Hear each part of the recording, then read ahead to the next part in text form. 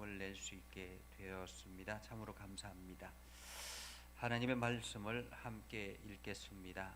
형제들아, 내가 너희에게 나아가 하나님의 증거를 전할 때에 말과 지혜의 아름다운 것으로 아니하였나니 내가 너희 중에서 예수 그리스도와 그가 십자가에 못 박히신 것 외에는 아무것도 알지 아니하기로 작정하였습니다.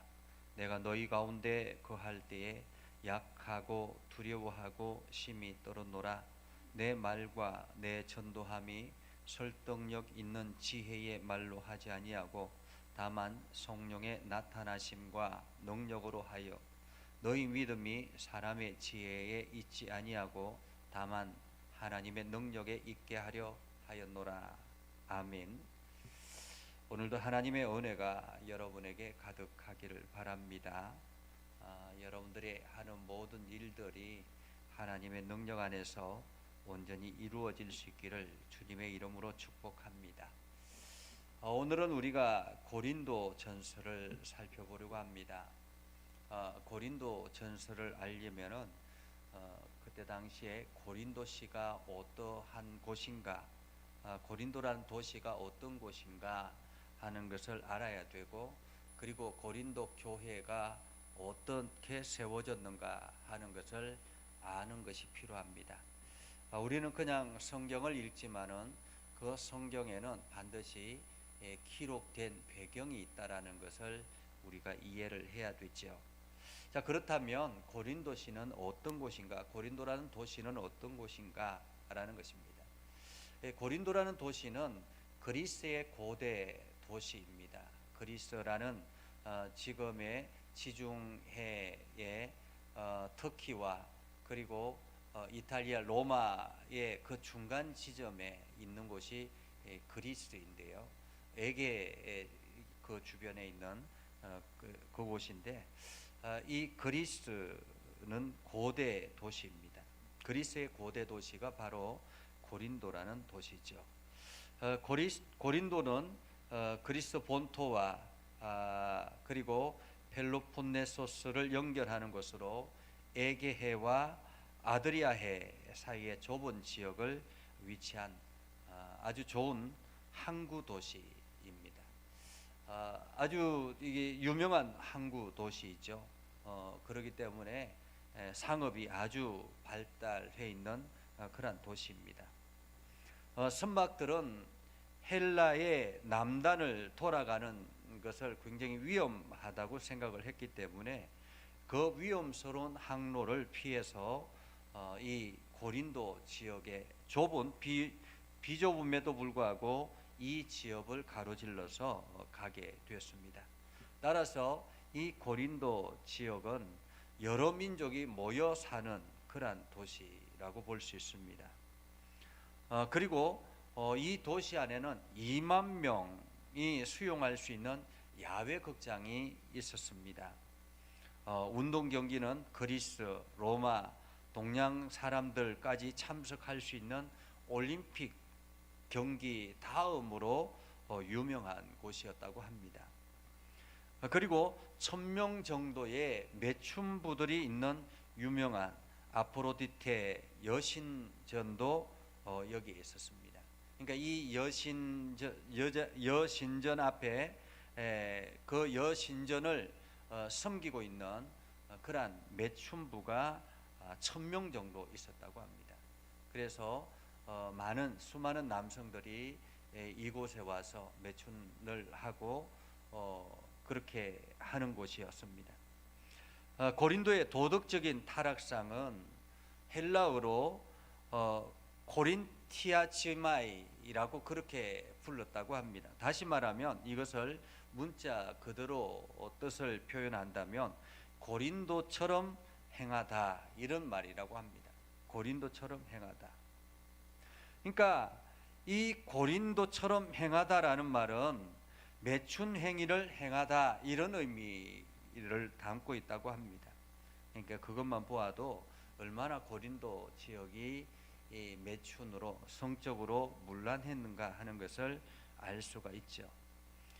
시장 남쪽에는 술집들이 굉장히 많았고요. 수많은 술통들이 늘 그 술통들이 술창고들로부터 옮겨 나르는 그러한 사람들이 엄청 많았다고 합니다. 그래서 고린도 하면 타락한 도시로 유명했고요. 이런 곳에 사도 바울이 고린도 지역에 머물면서 로마서를 썼다라고 볼 수 있습니다. 그러니까 이 고린도에서 로마서를 기록했다라고 볼 수 있죠. 그러니까 얼마나 그 문란한 그 도시 안에서 사도 바울이 영적으로 얼마나 건강했는가 하는 것을 우리는 볼 수 있습니다. 자, 그러면 고린도 교회는 어떻게 세워졌는가? 고린도 교회가 처음 복음을 접했을 때가 사도 바울이 2차 전도 여행 때였습니다. 그때가 대략적으로 50년경 정도 된다고 합니다. 바울은 이곳에서 브리스길라와 아굴라 부부를 만나서 교육하고, 그리고 그곳에 복음을 전하고 그곳에서 교회가 시작이 되었죠. 그리고 이웃에 있는 디도, 유스도의 집으로 옮겨가서 또 복음을 전하기도 하고요. 그럼에도 불구하고 이 고린도 지역에서 수많은 반대에 부딪혔습니다. 그러나 유대인들이 막 사도 바울을 로마 총독 갈리오 앞에 고소하기도 하고 그렇게 했죠. 하지만은 그것이 기각이 되어서 오히려 사도 바울이 두려워하면서 복음을 전했다고 합니다. 고린도전서 2장 3절에 보면 약하고 두려워하며 심히 떨었다라고 이야기합니다. 그 정도로 두려운 가운데서도 복음을 전했다라는 것이죠. 사도 바울이 이곳에서 고린도 지역에서 복음을 전한 것이 1년 6개월 정도 됩니다. 다른 교회들, 그러니까 갈라디아 교회나 여러 많은 교회들이 있지 않습니까? 그러한 다른 교회들보다 훨씬 오랫동안 복음의 사역을 했던 곳이 바로 이 고린도 교회입니다.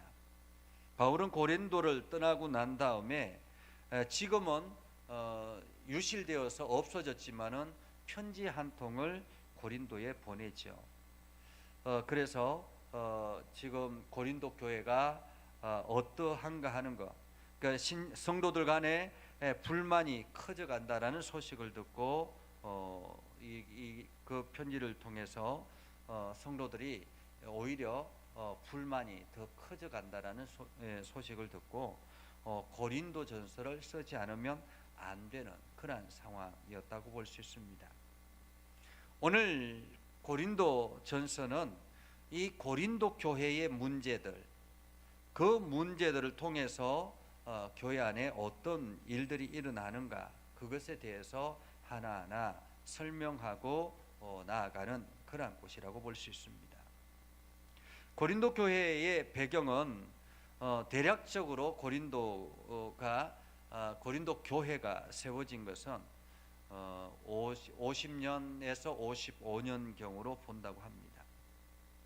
그리고 이 특별히 고린도 전서를 기록했을 때가 55년경, 그러니까 50년에 고린도 교회가 세워졌다면 이 고린도 전서는 55년경에 에베소 교회에서 이렇게 교회를 세우면서 그곳에서 고린도에 편지를 한 것이 고린도 전서라고 말할 수 있습니다. 에베소에서 성령에 대해서 가르쳐주게 된 아볼로에게 브리스길라와 아굴라가 추천서를 써줌으로 아볼로가 고린도 교회를 사역하게 되죠. 사도 바울이 그때 에베소에 있었기 때문에 이 아볼로가 이 고린도 지역에 와서 사역을 하고 있었습니다. 아볼로는 지난번에 우리 사도행전을 설교를 통해서 살펴보았죠. 아볼로는 요한의 세례만 알고 있다가 브리스길라와 아굴라 부부를 만남으로 인해서 성령을 받고 예수 그리스도를 믿고 그리고 믿음의 결단을 하고 고린도 교회로 나아가서 사역을 하게 되는 것입니다. 바울이 에베소에서 두란노 서원에서 열심히 제자 양육을 하고 있을 때 아볼로가 고린도 교회를 떠나서 에베소로 오게 되었고, 그리고 고린도 교회 성도들에 대해서 자세하게 말해 주었던 것입니다. 그래서 고린도 교회가 지금 문제점이 무엇인가 하는 것을 알게 됐던 거죠. 그래서 고린도 교회의 소식을 들은 바울은 고린도 교회가 안고 있는 여러 가지 문제들에 대해서 하나하나 그 해답을 적어서 편지로 쓴 것이 바로 고린도전서라, 그렇게 말할 수 있습니다. 그러니까 고린도전서는 고린도 교회 안에 여러 가지 문제들이 있었고, 그 문제들을 해결하기 위해서 기록했다. 사실 이 사도 바울이 이 문제를 해결하기 위해서 디모데도 보내고 디도도 보냈지만은 전혀 해결되지 않아서 이렇게 고린도전서를 쓰게 됐다라는 거죠. 그러면 우리가 고린도 교회의 문제는 무엇인가라는 것입니다. 고린도 교회의 문제는 무엇인가? 고린도전서를 보면 이게 문제가 무엇인가 하는 것을 보게 되는데요. 먼저 영적으로, 도덕적으로 여러 가지 많은 문제들을 안고 있습니다. 그래서 어쩌면은 이 고린도전서는 오늘날의 교회의 문제들, 그 문제들에 대해서 어떻게 우리가 해결해 나가야 되는가 하는 것을, 해결점을 찾아갈 수 있는 좋은 그러한 책이라고 볼 수 있습니다. 자, 그러면 고린도 교회에는 어떤 문제들이 있었을까라는 거예요. 어떤 문제들이 있었을까? 대략적으로 정리해 보면 10가지 정도 우리가 살펴볼 수 있는데요. 첫 번째는 교회 안에 여러 파당들이 있었다라는 것입니다. 여러 파당들이. 교회 안에는 여러 파당들이 있었고, 그리고 그것이 이제 1장부터 2장에 나와 있죠.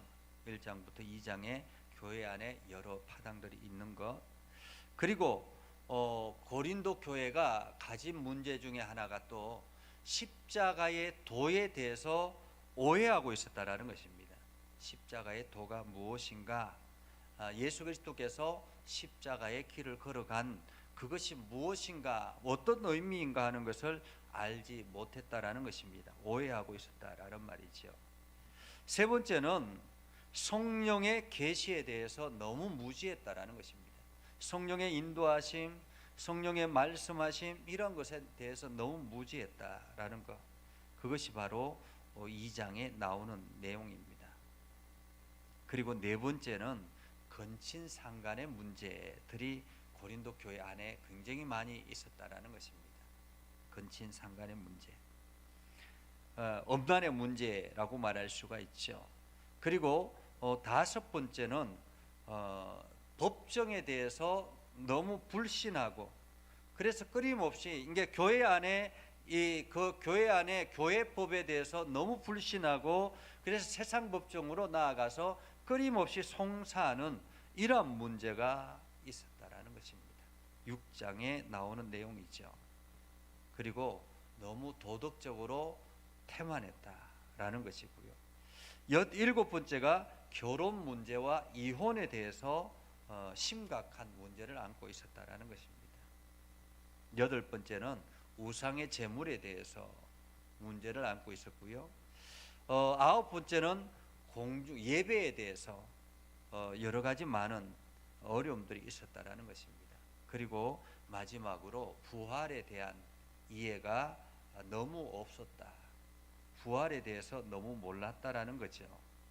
자, 그러면 이 고린도 교회의 하나하나 10가지 문제들을 가지고 우리가 살펴보면 사도 바울은 어떻게 이야기를 했는가라는 것입니다.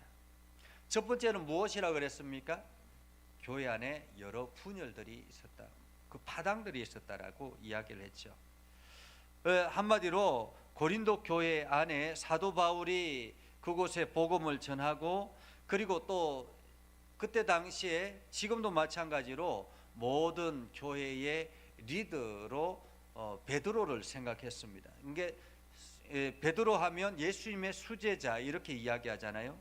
그래서 사람들이 자꾸만 베드로파, 그것을 베드로파, 그거를 게바파, 베드로의 그 아람어 대신 옛 이름이 게바라고 이야기하죠. 베드로파, 그리고 바울파, 그리고 누가 이 고린도 교회에 가서 사역을 했습니까? 뒤에 아볼로가 가서 했습니다. 그래서 아볼로파, 그리고 예수파, 이렇게 네 개 파당으로 나누어졌다라는 것입니다.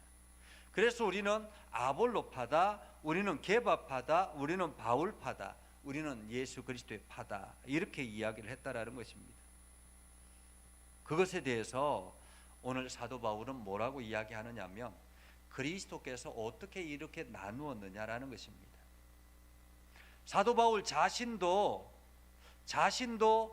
예수 그리스도로부터 세례를 받고 어느 누구에게든지 세례를 주지 아니하였던 것처럼 그리스도는 한 분이시요 교회의 머리가 된다라고 말하고 있습니다. 그래서 예수 그리스도가 우리의 모든 죄를 대속하시고 우리를 속하여 세웠기 때문에 교회의 머리는 예수 그리스도다라는 것입니다. 그렇기 때문에 교회 안에서 분쟁이 일어나서는 안 된다라는 거죠. 그리스도 안에서 하나 된 한 몸을 이룬 것이 바로 교회라는 것입니다. 그래서 우리는 각자가 하나의 지체에 불과하다. 손과 눈과 입과 이런 것들이 각기 다른 것처럼, 그래서 우리는 한 몸을 이루고 있는 것처럼 교회는 하나님의 백성으로서 이렇게 하나 된 몸이다라는 것을 이야기를 하고 있죠. 그래서 사도 바울이 자기가 이곳에 심고 또한 아볼로가 물을 주고 뭐 이렇게 한다 할지라도 그것을 자라게 하시는 일은 예수 그리스도다라고 말하고 있는 것처럼 각자의 역할을 한 것이지 결코 교회가 파당으로 나누어서는 안 된다라고 이야기를 합니다. 두 번째 문제는 십자가의 도에 대한 오해였습니다. 고린도 교회는 헬라 문화권 안에 있었죠. 헬라 문화권 안에. 그러니까 학문이 굉장히 발달하고 철학이 융성했습니다. 그렇기 때문에 세상적인 지혜가 굉장히 발달해 있었고 세상적인 지식이 많은 사람들이 우대를 받고 있는 그러한 때였습니다. 그래서 마치 철학을 하는 것을 굉장히 자랑스럽게 생각했던 그러한 때였습니다.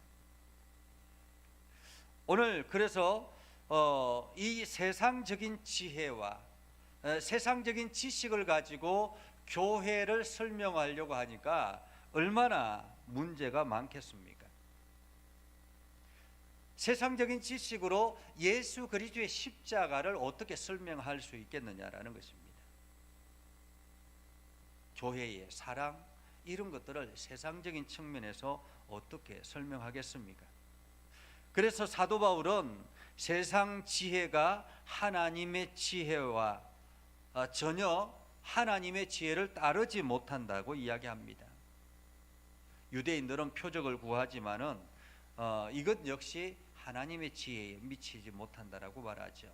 그러면서 하나님의 지혜는 십자가에 못 박힌 예수 그리스도를 통해서 십자가의 도, 십자가의 길, 이것이 하나님의 지혜의 완성이다 라고 말하고 있습니다.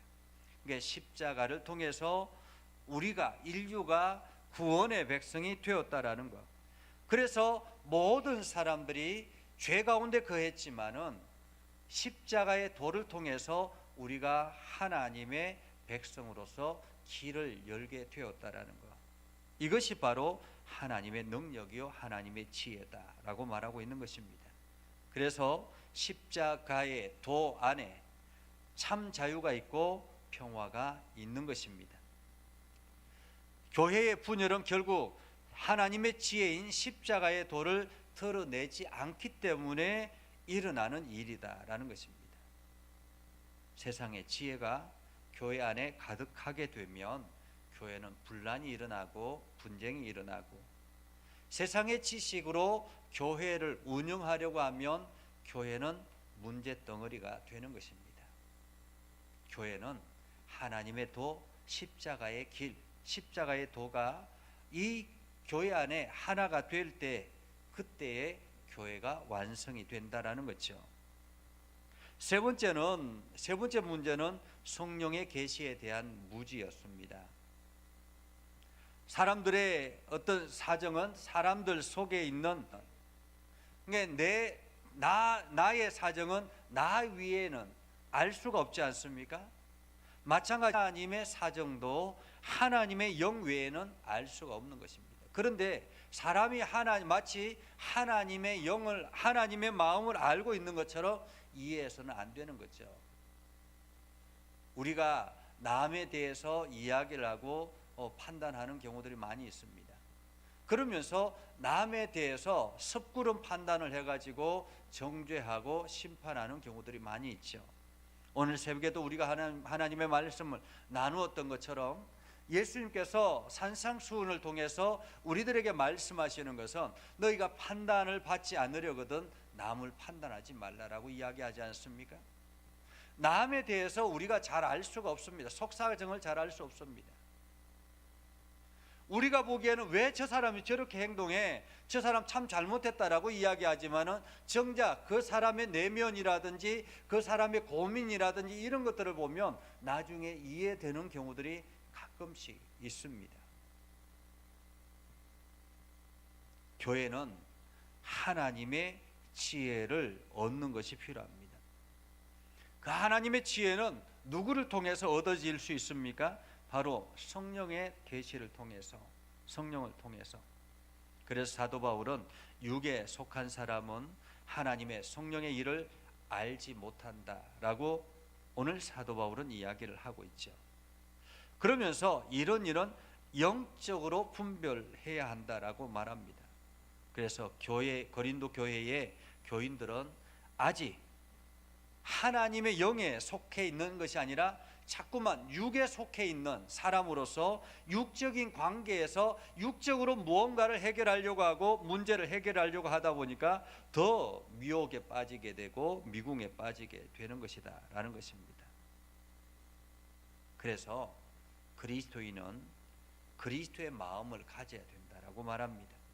그리스도의 마음은 곧 성령을 통해서 자기 자신을 낮추고 사람의 몸을 입고 오신 십자가에 죽으신 예수 그리스도를 통해서 우리가 올바르게 세워지게 된다라는 거죠.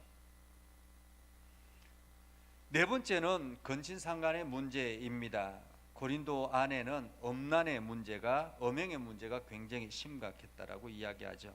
5장에 보면 음행에 대한 문제가 굉장히 심각했습니다. 특별히 아들이 아버지의 첩을 유린하는 경우들도 많았고요. 이것이 교회 안에서 일어나는 문제들도 많았다라는 것입니다. 그러니까 이게 요즘도 마찬가지지 않습니까? 교회 안에 이런 문제들이 있어서 이것이 매스컴을 통해서 드러나고 막 이런 것들이 많이 있잖아요. 음란의 문제, 성적인 문제. 어디까지나, 그러니까 교회가 존재할 때에 교회가 거룩하지만은 인간이 영적으로 깨어나지 않으면은 이런 문제들이 끊임없이 교회 안에서 문제거리로 일어나더라라는 것입니다. 그래서 이러한 상황에서 교회는 권명과 징계로서 바로 잡아야 하는데 교회가 힘을 잃어버리니까 이것을 징계하지 못하게 되더라라는 거죠. 오늘날에도 교회가 그 순수성을 유지하기 위해서 올바른 징계가 필요하기도 합니다. 과감한 징계가 필요하죠. 그래서 사도 바울은 출교하라, 내쫓아라 라고 이야기합니다. 악한 사람 너희 중에서 내쫓아라, 출교하라 라는 것입니다. 교회에서 내쫓아라. 사실 그렇게 해서 교단에서 목회자가 이렇게 성적으로 문제가 되거나 아니면 여러 가지 문제가 있을 때 교회에서, 교단에서 내쫓습니다. 이게 출교를 한 거죠. 출교를 하면 이 사람들이 교단을 나가가지고 마치 목사, 이게 교단을 벗어나면 목사가 아니거든요. 그럼에도 불구하고 목사 행세를 하면서 교회를 스스로가 만들어 가지고, 이게 불법 교회라고 말할 수 있죠. 그렇게 해서 사회에 무리가 되는 것, 이것이 얼마 전에 일어났던 그러한 일입니다. 또한 고린도 교회 안에는 이게 불법이 너무 많았다라는 것입니다. 이게 성도가 교회 안에서 여러 가지 문제들이 일어나면 교회에서 이렇게 뭔가 해결하고 기도로 해결하고 서로가 영적으로 이렇게 깨어서 이 문제를 해결하려고 노력해야 되는데, 교회 안에서 그 해결이 되지 않으니까 세상 법정으로 가는 거예요. 요즘도 마찬가지죠. 요즘도 뭐 교회 안에서 끊임없이 파당 싸움이 일어나 가지고 그것을 세상 법정에 가서 싸워 가지고 송사를 하는 경우들이 너무 많다라는 것입니다. 그러면서 많은 사람들이 교회를 떠나가는 경우가 있죠. 이런 문제들, 이것은 다 믿음의 행위가 아니다라고 이야기를 하고 있습니다. 그리고 고린도 교회는 또한 너무 도덕적으로 태만하더라. 깨어있지 않으니까 어둠에 거하게 되고 우상 숭배를 하게 되고 또한 간음을 하게 되고 탐색하게 되고 남색하게 되고 도적질하게 되고 술 취하게 되고 토색하는 자가 되고, 이러한 것들이 너무 일상화됐더라라는 것입니다. 그래서 사도 바울은 뭐라고 이야기합니까? 너희는 성령의 전이다.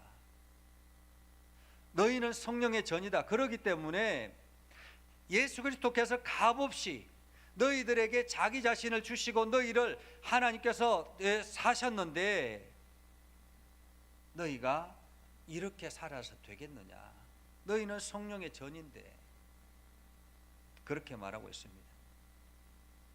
그러면서 영적으로 깨어나서 하나님의 말씀을 깨달을 때 그들의 눈이 비로소 밝아지게 된다는 거죠. 다음은 결혼 문제, 이혼 문제입니다. 이 결혼 문제, 이혼 문제는 그 인간의 그 역사 속에서 끊임없이 이어져 내려오는 문제라고 할 수 있습니다. 사도 바울이 이야기하잖아요. 절제할 수 없으면 혼인하는 것이 좋다. 정욕이 불같이 타는 것보다 혼인하는 것이 낫다라고 이야기하지만은 이혼의 문제, 그렇게 해서 결혼을 해서 서로가 맞지 않으면 이혼을 하게 되는데 원칙적으로 이혼은 불가하다. 그러나 불신 남편일 경우에는 허락이 되기도 하고, 그래서 불신 남편이 자꾸만 신앙생활을 못하게 하고 방해하고 이런 것에 대해서 일부는 너무 힘들게 하면 이혼을 하라라고 이야기를 하기도 합니다. 그리스도 안에서 모든 것이 가하나 또 그리스도를 위하여 모든 것을 포기할 수 있어야 된다라고 이야기를 하기도 합니다. 그리스도 안에서 모든 것은 가하나 다는 아니다라고 말하고 있죠. 그리고 고린도 교회 안에 우상의 제물에 대해서 많은 문제들이 있었습니다. 왜냐하면 그때 당시에는 그 여신전 앞에 그 제물들을 굉장히 많이 갖다 바치고 그리고 성적인 관계를 하고 그러면서 자기 자신이 깨끗하게 되었다라고 이야기하는 사람들이 많았습니다. 그러니까 제물이 그 제단 위에 이렇게 짐승이라든지 이런 것을 제물을 올려놓고 난 다음에 그러니까 워낙에 많으니까 이것을 이제 시장에다가 갖다 판 거예요. 제단에 올려진 그 제물들이 시장으로 나가서 좀 싸게 값싸게 팔게 되는 것입니다. 그러니까 고린도 교회 안에 여러 가지 많은 그 어려운 사람들, 특히나 노예들도 굉장히 많았거든요. 고린도 교회 안에는 노예들이 교회에 나와서 하나님을 믿고 이게 변화된 그런 사람들도 굉장히 많았는데, 그런 사람들은 생활에 어려움이 있었다라는 것입니다. 그러니까 생활에 어려움이 있으니까 이 사람들이 고기를 먹고 싶으면 어떻게 해야 돼요? 그 고기를 먹고 갈 수밖에 먹을 수밖에 없는 것입니다. 그래서 그 고기를 사서 먹으면 있는 사람들이 이야기를 하는 거예요. 너는 왜 우상의 제물에 바쳐진 저 고기를 사 먹냐고. 사실 이 사람은 돈이 없어서 그것을 살 수밖에 없었는데 너희는 왜 그렇게 하냐고 그렇게 질책했다라는 것입니다. 그러면서 사도 바울은 이야기하죠. 끓임을 가지지 않고 먹는 것은 모든 것이 가하다. 너희가 이 자체도 우상에게 바쳐진 것이지만은 이것도 하나님께서 만드신 창조 작품이다라는 것을 기억하고 우상이라는 그 개념을 떨쳐버리고 여러분이 부담 없이 먹으면은 여러분들도 괜찮다라고 이야기를 한 것입니다. 그러면서 조심하는 것이 옳다라고 이야기를 합니다. 자기 자신도 믿음의 연약한 자들을 위해서 나도 조심한다라고 이야기를 하죠. 그래서 먹을 수는 있되 조심해서 다른 사람들이 상처받지 않도록 조심하라라고 이야기를 하는 것입니다. 그리고 성찬의 문제, 여자의 문제, 언사의 문제, 직분의 문제, 이러한 예배에 대한 예배와 교회 안에서 일어나는 관리에 대한 문제, 이것들 때문에 굉장히 많은 혼란이 있었습니다. 그래서 이 모든 것은 무엇으로 해결하느냐? 바로 사랑의 법으로 해결해야 된다라고 이야기를 하죠. 사랑의 법. 그래서 고린도전서 13장이 사랑이다, 사랑장이 나온 것입니다. 언사라든지 여러 가지 제도라든지 의식이라든지 여러 가지 언사라든지 직분이라든지 이런 수많은 일들이 있는데, 많은 문제들이 있는데, 이 모든 것들의 중심에는 그리스도의 사랑이 있어야 된다는 것입니다. 사랑이 우선이어야 된다라고 말하고 있는 거죠. 그리고 마지막으로 부활에 대한 문제였습니다. 사실 초대교회에 있어서 부활의 문제는 굉장히 심각했습니다. 왜냐하면 예수 그리스도께서 하늘로 올라가시면서 너희가 본 그대로 오리라라고 말씀하셨기 때문에 곧바로 오실 줄로 생각을 했습니다. 그래서 임박한 종말론을 가지고 있는 사람들이 많았고요. 그리고 헬라적인 어떤 철학의 바탕에 있었기 때문에 이 사람들은 철학의 바탕이 있었기 때문에 인간은 본래 악하다, 그리고 하나님은 거룩하다라고 이야기합니다. 그래서 부활의 신비를 믿지 않았던 것입니다. 인간이 어떻게 부활할 수 있느냐라고 이야기를 했던 거죠. 하나님은 그냥 한 영적인 신에 불과한데 우리가 그 신의 영역에 어떻게 들어갈 수 있겠느냐라고 이야기를 해서 부활은 있을 수 없다라고 이야기한 것입니다. 그런데 오늘 사도 바울은 이 모든 것이 예수 그리스도를 통해서 예수 그리스도가 이 땅에 참 인간으로 오셨고, 그리고 인간의 몸으로 오셔서 완전한 인간으로 있다가 또한 하나님의 부름을 받고 죽음 십자가에 죽고 난 다음에 다시 부활하셔서 우리에게 그 모범을 보여준 것처럼, 표본이 된 것처럼, 그래서 예수 그리스도가 부활의 모델이다. 우리들도 죽으면 나중에 이 부활의 삶을 살아가게 된다라는 것, 부활한다라는 것을 말하고 있던 거죠. 이렇게 해서 고린도 교회를 하나하나 그 문제들을 설명한 것이 바로 고린도전서입니다. 이것을 통해서 고린도 교회가 이 사도 바울이 이 전한 이 고린도전서를 통해서 깨닫고 어느 정도 일부는 수용을 하고 깨닫고 받아들였지만은 그러나 완전히 치유가 되지는 않습니다. 그래서 사도 바울이 고린도 후서를 기록하게 됐던 거죠. 자, 고린도 후서는 다음 주에 우리가 함께 살펴보도록 하겠습니다. 다음에는 혹시 여러분들이 질문이 있으시면 이 리플 창에 달아주시면 여러분들이 그 질문을 제가 아는 데까지 설명하도록 하겠습니다. 오늘은 아무도 없기 때문에 이대로 제가 기도하고 마치겠습니다. 거룩하신 아버지 하나님, 오늘 우리가 고린도 교회를 통해서 사도 바울이 이 고린도 교회의 문제들을 어떻게 이해를 시키고 또 그들에게 복음을 선포했는가 하는 것을 살펴보았습니다. 고린도 교회 안에서 많은 문제들이 있었던 것처럼 오늘날도 이 땅 가운데 있는 많은 교회들이 문제들을 안고 있습니다. 하나님, 이 문제들 가운데서 무엇보다도 우리의 영적인 건강함이 있게 하시고 우리가 성령의 충만함으로 그리스도의 사랑으로 회복되어져서 온전히 그리스도인으로서 살아갈 수 있도록 하나님 인도하여 주옵소서. 그래서 교회가 건강하고 교회가 세상에 빛이 되도록 하나님 인도하여 주옵소서. 오늘도 하나님의 선하심이 온 땅 가운데 거하도록 하여 주옵소서. 예수님 이름으로 기도드립니다. 아멘. 이제는 우리 구주 예수 그리스도의 은혜와 하나님 아버지 극진하신 사랑과 성령님의 감화 감동 역사 위로 교통하심의 은혜가 오늘도 주의 말씀 안에 있는 모든 믿음의 백성들 위에 하는 모든 일들 위에 영원토록 함께 하옵시기를 간절히 축원하옵나이다. 아멘.